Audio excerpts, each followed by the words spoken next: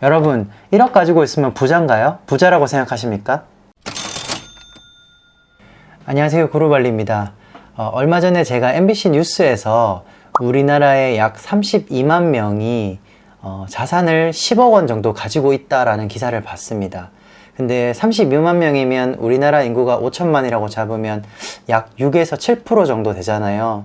근데 그 32만 명의 또 절반이 10억 원을 가지고 있음에도 불구하고 나는 부자가 아니다 라고 답변을 했다고 해요. 그런데 그 기사를 보면서 제가 문득 제 어릴 때, 그러니까 어릴 때는 제가 한 1억만 가지고 있어도 정말 부자다라고 생각을 했었거든요.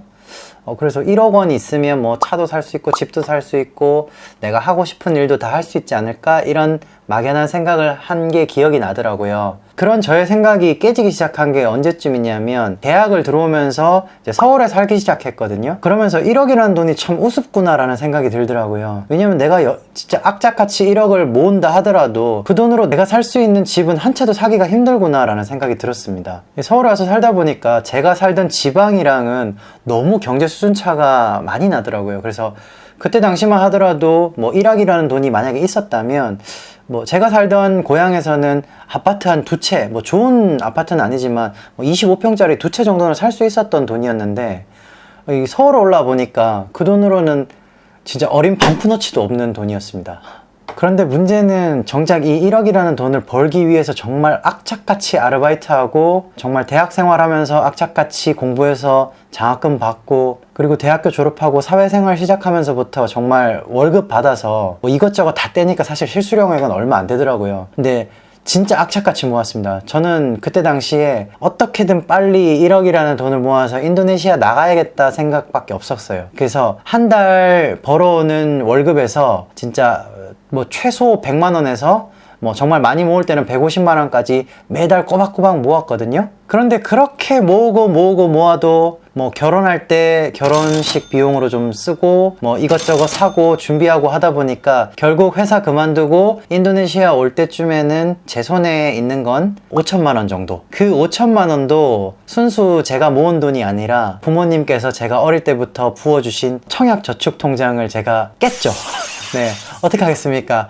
그 돈 묵혀놔도 내가 언제 쓸 줄 모르니 사실은 묵혀놨어야 되는 게 맞는 것 같은데 지금 생각해보면 생각이 좀 짧았어요. 근데 어쨌든 그 돈까지 깨고 합치고 합쳐서 가지고 온 게 5천만 원 정도 됐습니다. 그래도 한 가지 희망이 있었던 건 뭐냐면, 그때 당시에 인도네시아의 이 임금 수준이 작게는 20만원, 15만원에서 20만원, 많게는 뭐 해봐야 50만원 정도 수준이었어요. 그래서 제가 어릴 때 생각해보면 우리 부모님 월급이 제가 어릴 때 그 정도였던 것 같더라고요. 그래서 그 정도 수준이면 뭐 이 5천만원이라는 돈이 사실은 작은 돈은 아니잖아요, 물가 수준에 비해서. 그래서 뭐 이 정도면 그래도 내가 해보고 싶은 일을 한번 해볼 수 있겠다라는 생각으로 들어왔습니다. 그런데 그게 제 착각이었던 거죠. 이게 다른 동남아 지역도 마찬가지겠지만 전체적으로 임금 수준이 낮은 건 사실입니다. 지금도 마찬가지고요. 근데 워낙 빈부차가 심하다 보니 잘 사는 사람과 못 사는 사람들의 갭차가 너무 커요. 그래서 전체적으로는 못 사는 것 같지만 내가 한국에서 생활하던 수준이나 어떤 외국인으로서 여기 살아가는 그 수준으로 살다 보면 그 돈이 정말 턱없이 부족하더라고요. 다시 말해서 한국에서 쓰던 생활비랑 결국은 여기에서 쓰는 생활비랑 거의 똑같이 들어갔습니다. 그러니까 한국에서 100만 원 썼던 사람이면 여기서도 똑같이 100만 원 쓴다는 뜻이에요. 제가 5천만 원 가져와서 여기 살아야 되니까 집을 구해야 되잖아요. 집 비용, 임대 비용이 뭐 1년에 뭐 플러스 마이너스 해서요 500만 원 정도 들어갔습니다. 그리고 차를 또 사야 되니까 차가 한 2천만 원 정도 들어갔어요. 그리고 오토바이가 또 필요하더라고요. 왜냐하면 가까운 거리는 오토바이로 또 이동을 많이 해야 되고 와이프랑 저랑 따로 다녀야 되는 경우도 있었기 때문에 오토바이를 또 150만 원 주고 샀고요. 그리고 이제 일을 시작하려다 보니까 사무실을 임대를 해야 되잖아요. 사무실 임대료가 또 500만 원 정도 들어가고, 그리고 거기 법인 설립 비용이 또 500만원, 그리고 이것저것 집기, 가구 이런 거 사는데 또 500만원 정도 들어갔습니다. 네, 이 정도만 했는데도 벌써 제가 가지고 온 돈 벌써 다 썼더라고요. 그래서 정말 처음에 빈털터리로 정말 시작했던 것 같아요. 아무것도 없는 맨바닥에서 시작을 했습니다. 그나마 다행이었던 거는 그 당시에 제가 사업을 시작하다 보니까 저는 벌이가 없었어요. 근데 다행히 와이프가 이 호텔에서 근무를 하고 있었기 때문에 매달 꼬박꼬박 달러로 월급이 들어왔습니다. 그걸로 근근히 생활을 했었어요. 그래서 다시 말해서 제가 말하고 싶은 거는요, 1억이라는 돈이 사실은 우리나라에서도 정말 크지 않은 돈이지만 인도네시아에서도 정말 이거는 뭐 미미한 돈이 아닌가라는 생각이 들었어요, 그때. 그러면 저한테 이렇게 미미했던 1억이 인도네시아 사람들한테는 이 2019년에 과연 이 1억이라는 돈이 어떻게 다가올지 궁금하더라고요. 왜냐면 제 어릴 때처럼 그렇게 큰 돈이라고 생각을 할까, 아니면 부자라고 생각할까, 아니면 부족하다고 생각할까, 이게 되게 궁금해서 제가 아는 여러 지인들한테, 현지인 지인들한테 물어봤습니다. 조사도 해보고. 근데 이제 1억이라는 돈을 말하기에는 단위가 똑같지가 않잖아요, 우리나라 돈이랑. 그래서 인도네시아에는 사투 밀리아르, 사투 M이라고 하는 돈 단위가 있는데요, 사투 밀리아르는 10억 루피아입니다. 그래서 우리나라 돈으로 환산을 해보면 지금 환율로 약 한 8,300만원? 8,300에서 8,500만원 정도 되겠네요. 그 정도 되는 돈인데, 과연 이 사투 M이라는 돈을 들었을 때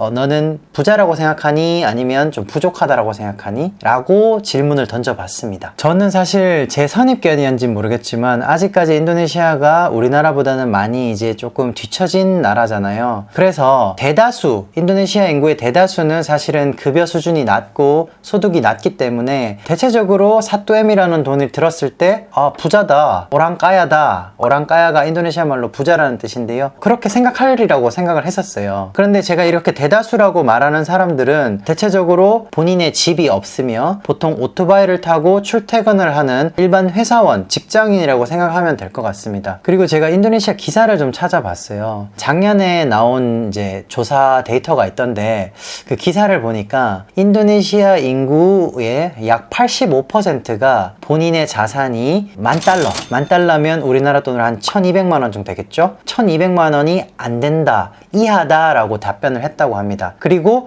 약 0.9%, 뭐 1%라고 잡죠. 1%가 본인의 자산이 10만 달러, 10만 달러면 1억 2천만 원 정도죠. 10만 달러 이상이라고 답변을 했다고 해요. 근데 제 생각에는 사실은 그 기사를 보면서 이거 좀 조사가 좀 잘못되지 않았나 생각이 들었어요. 왜냐하면 인도네시아에서 웬만한 집을 가지고 있거나 아파트를 가지고 있다면 그 집이나 아파트, 대도시에 있는 대부분의 집이나 아파트의 자산 가격이 1억은 기본적으로 다 넘어갑니다. 물론 이제 싼 집도 많이 있죠. 그렇지만 비싼 집도 굉장히 많고 인도네시아 인구가 굉장히 많잖아요. 2억 6, 7천만 명이 정도 되니까 그래서 제가 봤을 때 1%가 아니라 뭐 한 10% 정도는 되지 않을까라고 추측은 하지만, 어쨌든 중요한 거는 85%의 인구가 자산이 1,200만 원이 안 된다라고 이제 결과가 나온 거죠. 그렇다라고 한다면 아까 제가 생각했던 것처럼 이 사투엠 약 8,500만 원이라는 돈을 들었을 때 부자다라고 생각하지 않을까라고 생각을 했었습니다. 그런데 결과는 많이 달랐어요. 인도네시아 친구들한테 물어보니까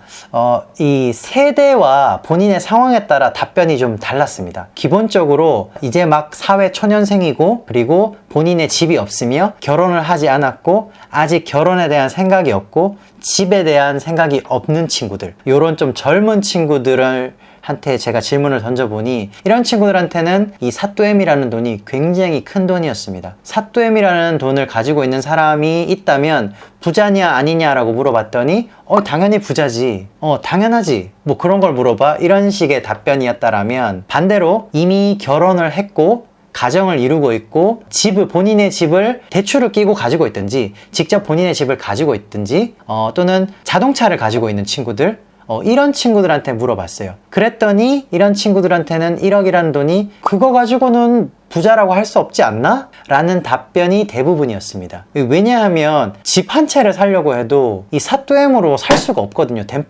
이 발리 덴파사르 시내에서든 자카르타 시내에서든 어느 대도시에서든 사투엠이라는 돈으로는 사실은 집 한 채 구하기가 쉽지 않습니다. 아주 작은 집은 뭐 구할 수 있겠지만 웬만한 그냥 평범한 집, 뭐 20평, 30평 정도 되는 그런 주택이나 아파트는 사실 굉장히 구하기가 힘들다라고 생각하시면 될 것 같아요. 뭐 스튜디오룸이나 이런 거는 구할 수 있겠지만 일반적인 아파트는 구하기가 힘듭니다. 그래서 이런 친구들한테는 사투엠이라는 돈이 있어도 뭐 집도 살 수가 없고, 오케이 그러면 대출 끼고 집을 사고 남은 돈으로 차 한 대 사면 자기한테 남는 돈이 없다는 거예요. 그러면 지금처럼 똑같이 일을 해야 된다는 답변이 주류였습니다. 다시 말해서 사투엠이 본인한테 있다 하더라도 이거는 그냥 살아가기 위한 비용일 뿐이지 부자라고 할 수는 없다라는 답변이 줄이었습니다. 그리고 그 사이에 있는 아직 결혼을 안 했더라도 결혼을 이미 생각하고 있는 친구나 집을 사려고 집을 막 알아보고 있는 친구들한테 물어봤더니 그 친구들도 마찬가지로 이전에는 본인이 사또엠이라는 돈이 굉장히 큰 돈이고 부자라고 생각이 됐는데 본인이 결혼을 할 준비를 하고 있고 집을 사려고 알아봤더니 이 사또엠이라는 돈 가지고는 정말 턱없이 부족하더라. 그래서 그 돈 가지고는 부자라고 할 수 없다. 더 많이 벌어야 된다. 라고 답변을 했습니다. 여러분 참 신기하지 않나요? 우리나라 급여 수준과 인도네시아 급여 수준이 약 한 10배 정도 저는 차이가 나는 것 같거든요.